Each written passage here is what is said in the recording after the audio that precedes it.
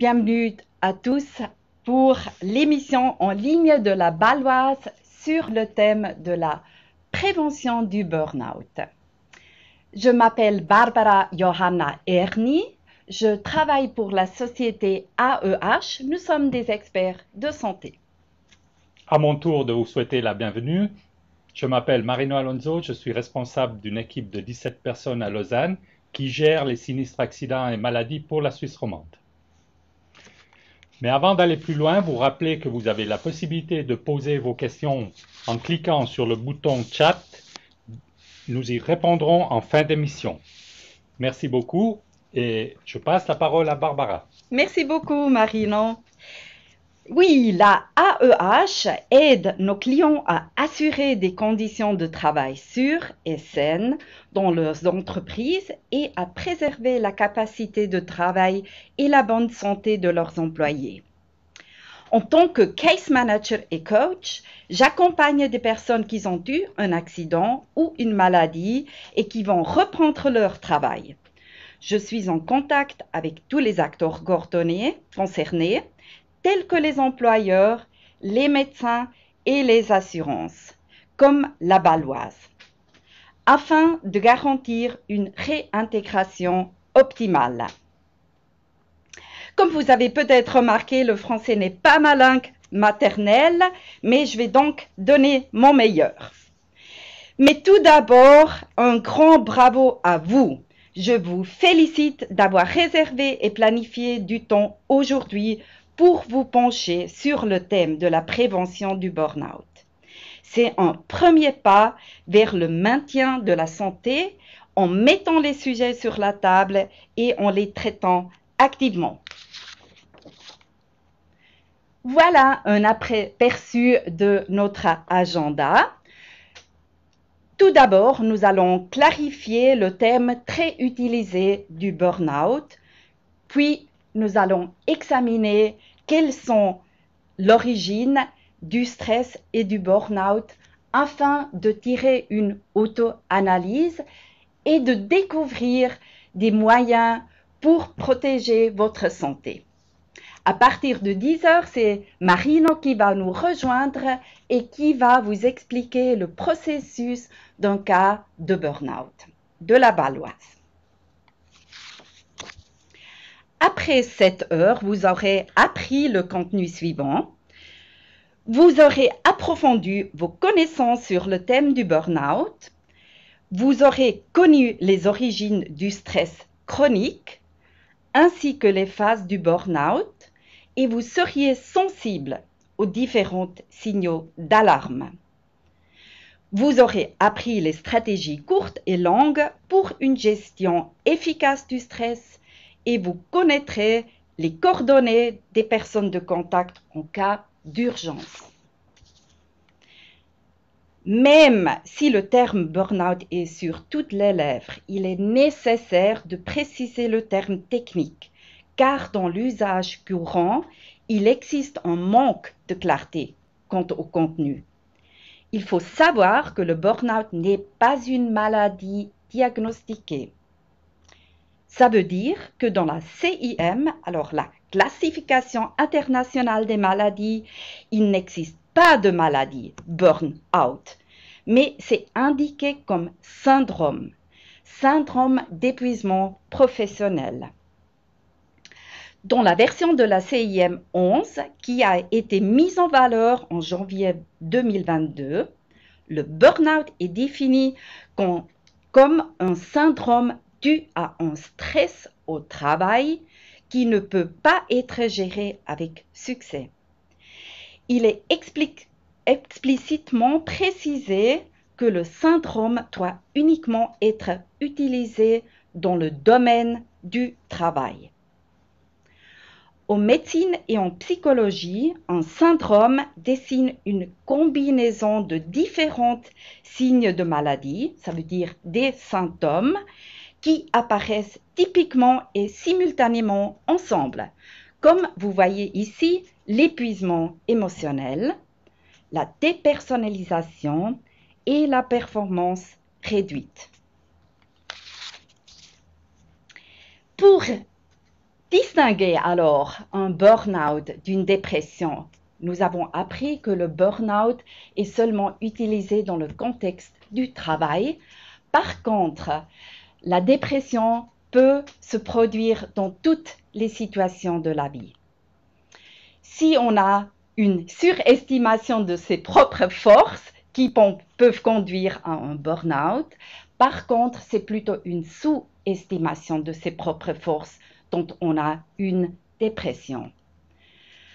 Si on a l'euphorie au début, ça peut arriver à un burn-out aussi, hein.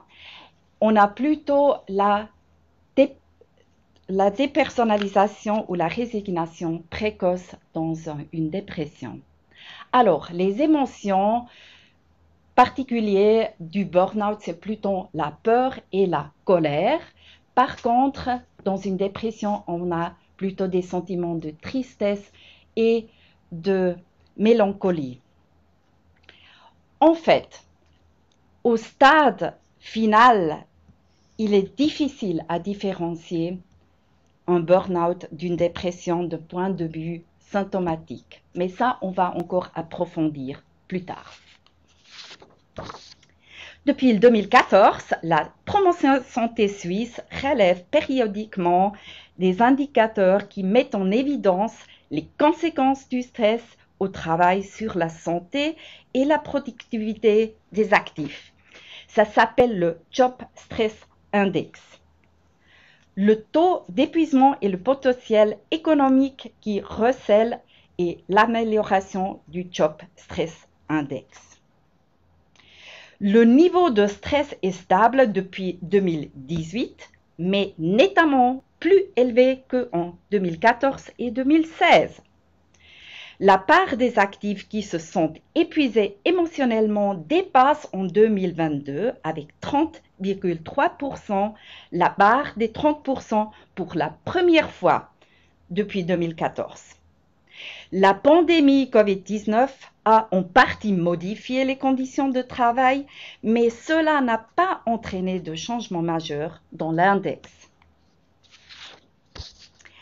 Pour pouvoir gérer activement le stress, dont nous avons tous des ressources pour le faire, il est important à apprendre et conscience de ce qui le déclenche.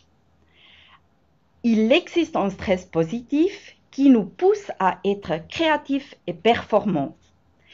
Mais dans la vie professionnelle, de nombreux facteurs nous amènent à percevoir le stress comme une réaction physique ou psychique négative à une situation impossible à gérer.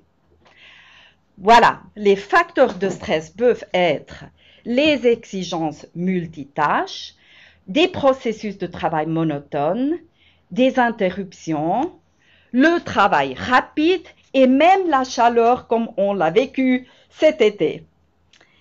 Alors, il faut se rendre compte quels sont les facteurs de stress déclencheurs. Vous pourriez donc vous demander quelle situation m'amène à ressentir le stress? Quelle partie je peux influencer et comment? Avant de se trouver dans une situation de stress, il est donc important que vous reconnaissiez comment elle se produit, quel jugement de pensée elle déclenche et comment elle affecte votre corps et vos émotions. Vous pourriez donc vous demander: quel est mon ressenti, mon évaluation? Quels sentiments ne me sont pas utiles? Qu'est-ce qui pourrait m'aider? Avant de se trouver dans une situation de stress, ou bien au niveau d'émotionnel, et physique, vous pourriez vous demander comment je remarque que je suis stressée. Quelles sont les sensations corporelles qui se manifestent ou les émotions qui apparaissent. Si nous sommes trop peu conscients des aspects ou si nous ignorons des signaux corporels à long terme, cela peut conduire à des blocages et à une impasse.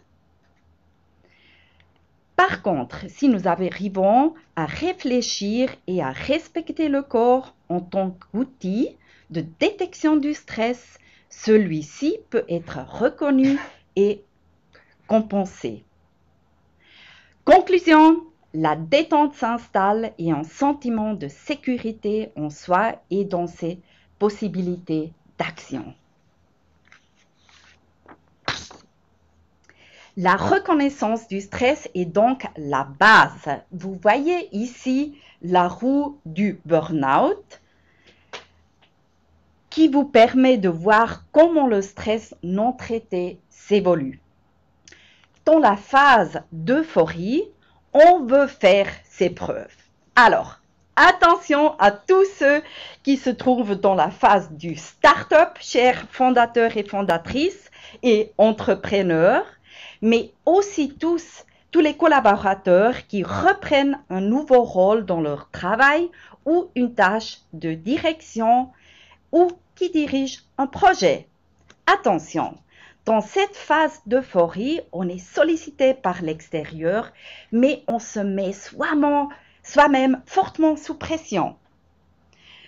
Le plus souvent en raison de modèles issus de l'enfance, ce qui conduit à négliger ses propres limites, ses sentiments et aussi ses valeurs. Cela entraîne un premier blocage et donc une stagnation. L'effort doit donc être de plus en plus grand. Les signes typiques sont les heures supplémentaires, les pensées qui tournent en boucle, même après le travail et le week-end, le fait de négliger par exemple le sport pour pouvoir travailler davantage.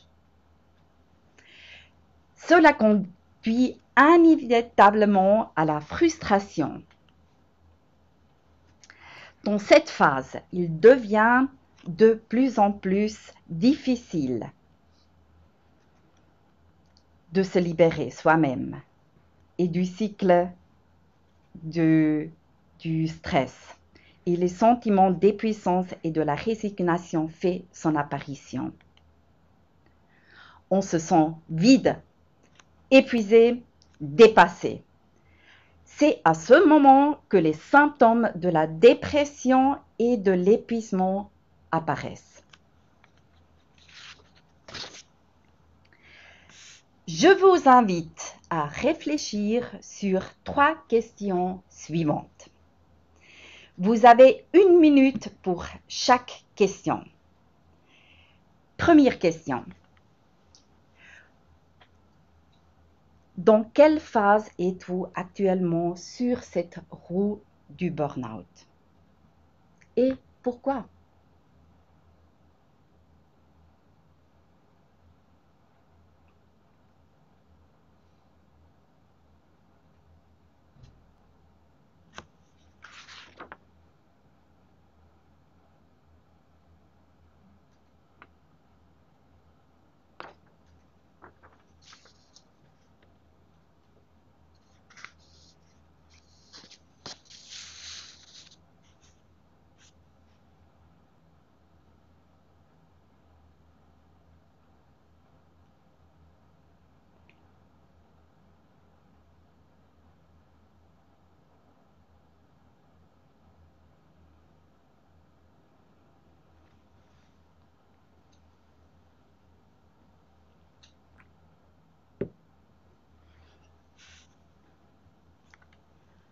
Comment pensez-vous qu'une personne de votre entourage vous évalue et pourquoi?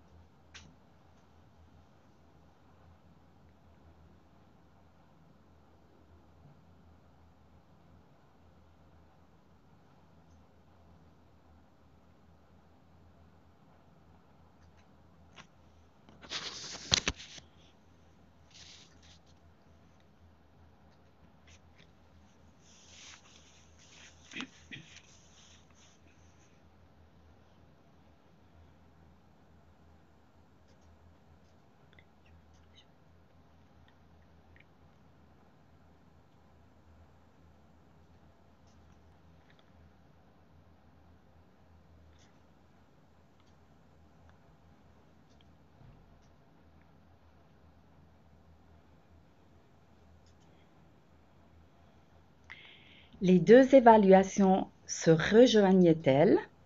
Pourquoi? Respectivement, pourquoi pas?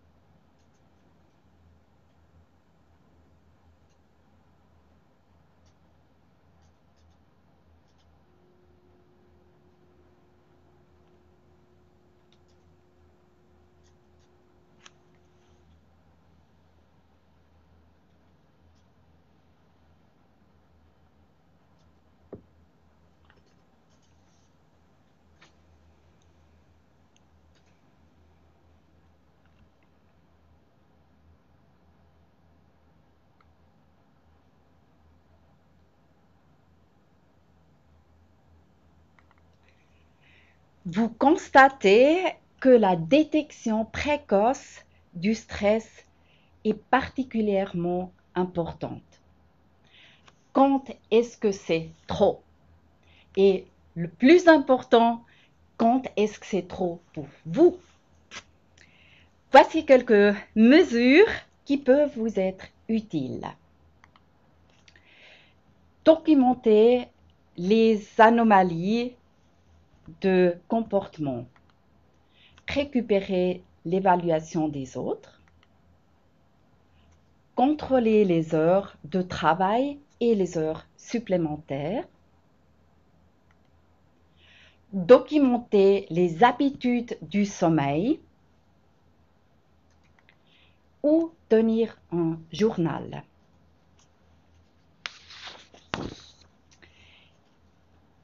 Nous arrivons aux stratégies de la réduction du stress. Le stress n'est pas inévitable. Néanmoins, nous pouvons utiliser les possibilités qui sont parfois limitées pour réduction du stress, comme par exemple l'organisation. Une citation dit « Le multitâche n'est pas un art, mais une incapacité de s'organiser ». On pourrait diviser les tâches complexes dans des petites tâches partielles. Élargir ses compétences professionnelles avec une formation pour trouver plus de sécurité. Le gérant soi-même veut dire c'est la autogestion, se diriger soi-même avant de diriger les autres. Faire des adaptations ergonomiques pour garantir un environnement confortable pour votre corps. Et développer des compétences de communication pour mieux communiquer ses besoins et ses limites. Au niveau mental, il s'agit d'être totalement honnête avec soi-même et de prendre conscience de ses attitudes et de ses évaluations. Il s'agit de les reconnaître et de les transformer dans un modèle de pensée favorable. Par exemple, examen des exigences de performance du système de valeurs. Suis-je trop perfectionniste? Accepter ses propres émotions positives et négatives. Ne pas considérer les difficultés comme une menace. Prendre du recul par rapport aux tâches quotidiennes. Garder le regard sur l'essentiel. Qu'est-ce qui est vraiment important pour moi dans la vie et dans le travail? Avoir moins d'attentes et d'idées fixes. Et parfois, et ça c'est avec un clin d'œil, il est aussi utile de ne pas se prendre trop au sérieux.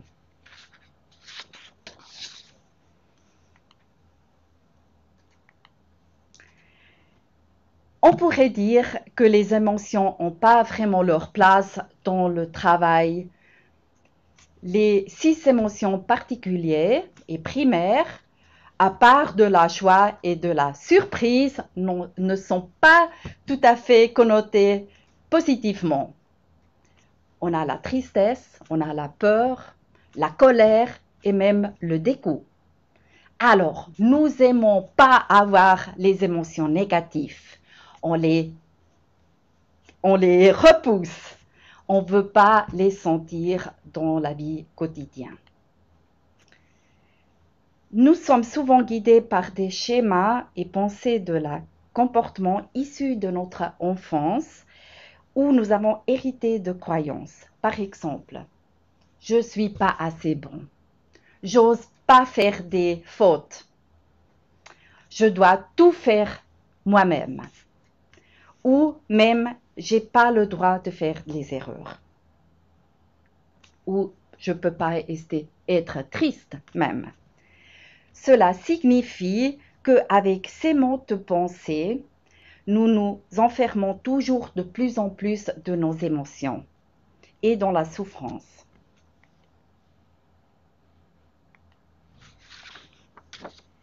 L'acceptation de ses propres émotions et la prise de conscience des émotions a l'effet d'apaiser l'amygdale.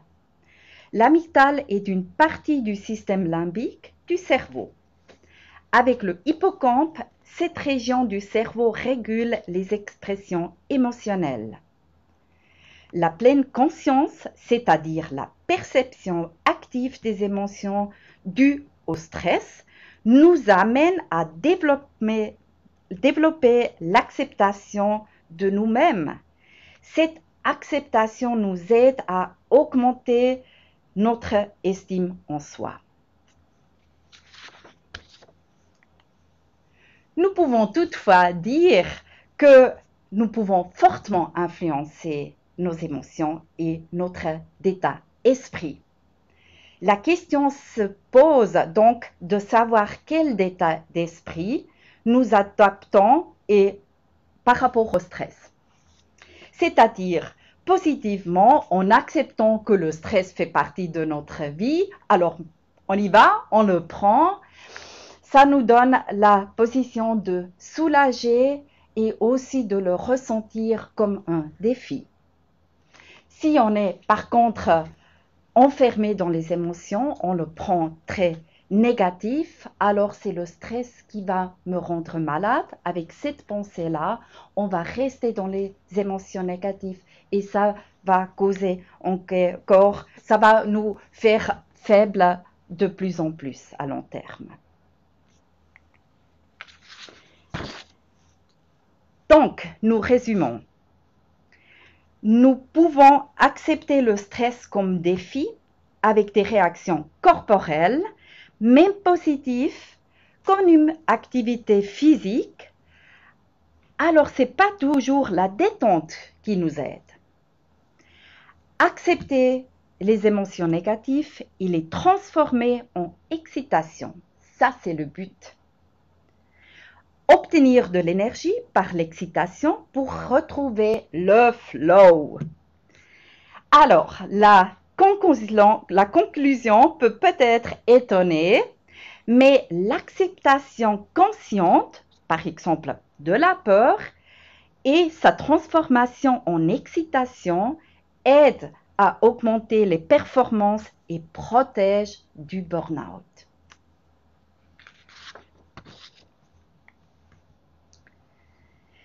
Nous avons appris alors, nous ne pouvons pas éviter complètement le stress. Il est donc important d'apprendre à gérer le stress. Ces stratégies temporaires peuvent être utiles à court terme. Respirer profondément, installer une application par exemple pour les exercices de respiration.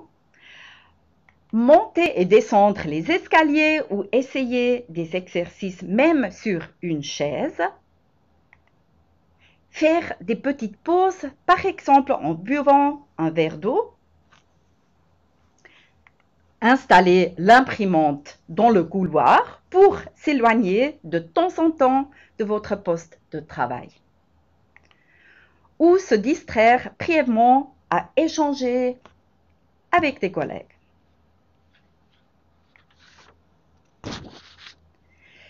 Mais pour développer et maintenir la résistance, il faut des stratégies approfondies à long terme. Par exemple, activité physique et sport. C'est une des solutions plus importantes parce que ça baisse le cortisol, ça vous donne la possibilité de vous sentir comme être humain faisant une alimentation saine et complète et beaucoup d'eau. L'entretien de contacts sociaux et interactions interpersonnelles positifs. Là, on a aussi le choix de choisir des personnes de bonne énergie. Une compensation régulière par des hobbies et des activités de loisirs. Mais attention aussi, ici c'est la dose qui compte. Il est important d'être conscient des petits plaisirs quotidiens et naturellement un sommeil suffisamment et profond.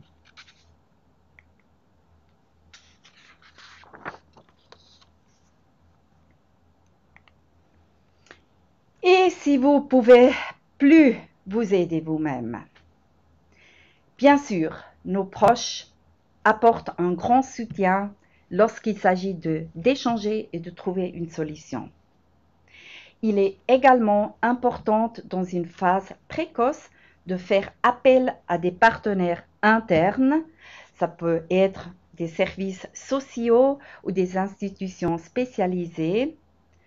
Cela se fait souvent de manière anonyme ou des supérieurs hiérarchiques et les RH. Mais attention, nous ne pouvons pas être un psychiatre à long terme et surtout dans une phase avancée du burn-out en tant que partenaire, ami ou supérieur hiérarchique. Dans ce cas, des partenaires externes comme par exemple l'AEH ou la Baloise, ce sont souvent des partenaires avertis pour coordonner des situations complexes avec les différents acteurs, comme les employeurs, les médecins, les assurances. De plus, la main tendue ou la mente sana offre un grand soutien. Dans une situation de crise et d'urgence, il existe dans chaque canton un centre d'intervention de crise. Voici par exemple l'adresse du canton de Vaud. Donc, nous arrivons donc à la fin de la présentation. Merci pour votre attention et votre patience aussi. Je passe maintenant la parole à Marino Alonso. Nous avons beaucoup parlé de prévention, mais si la maladie se déclare, comment la Baloise peut-elle vous aider? Permettez-moi de vous présenter brièvement notre processus en cas de maladie.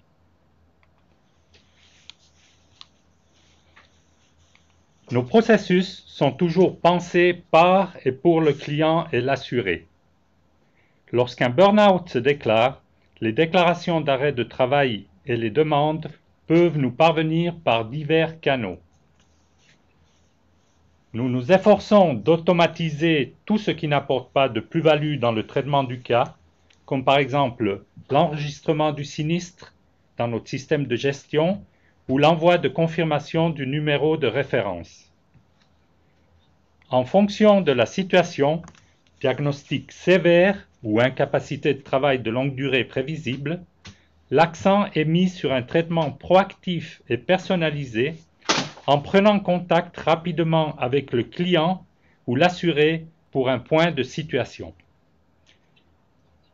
Nous pouvons faire appel à un service médical afin d'avoir rapidement un deuxième avis quant au diagnostic, au traitement et au pronostic, nos médecins conseils couvrent depuis l'orthopédie à l'appareil masticatoire en passant par la médecine interne et la psychiatrie. Nos inspecteurs de sinistres, présents sur le terrain, peuvent rapidement visiter les assurés pour évaluer la situation et répondre aux nombreuses questions que la personne en arrêt de travail se pose. C'est aussi lors de cette phase que la question du case management est examinée. Lorsque cela est indiqué, nous faisons entrer en jeu nos partenaires en case management qui constituent, avec un réseau médical de spécialistes et d'experts, un outil de notre palette de moyens à disposition pour vous aider.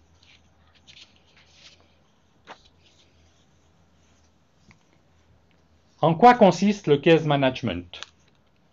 La vie d'un assuré victime d'un burn-out se trouve bouleversée. Alors même qu'il devrait concentrer ses efforts sur le processus de guérison, il se retrouve au centre d'un nombre important d'acteurs divers. Le rôle du case manager consiste à mettre en réseau tous ses participants autour de la personne en arrêt de travail pour un burn-out. Le case manager va exiger de l'assuré une collaboration active et établir avec lui un plan d'action avec des objectifs à atteindre. Ce plan d'action personnalisé va au-delà de l'activité professionnelle. En résumé, si une incapacité de longue durée difficulte ou met en péril le retour dans la vie professionnelle, nous allons intervenir rapidement pour mettre ensemble et créer de bonnes perspectives pour une réintégration rapide et durable au travail.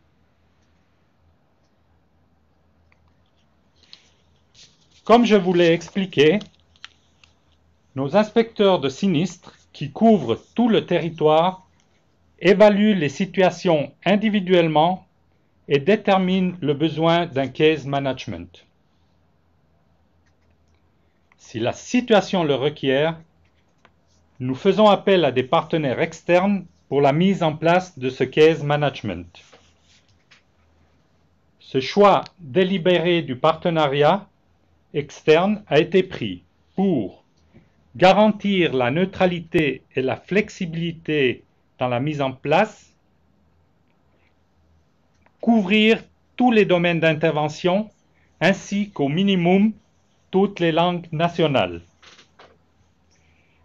Nos clients sont satisfaits de cette organisation mixte, la collaboration avec des partenaires sélectionnés comme AEH étant bien établie.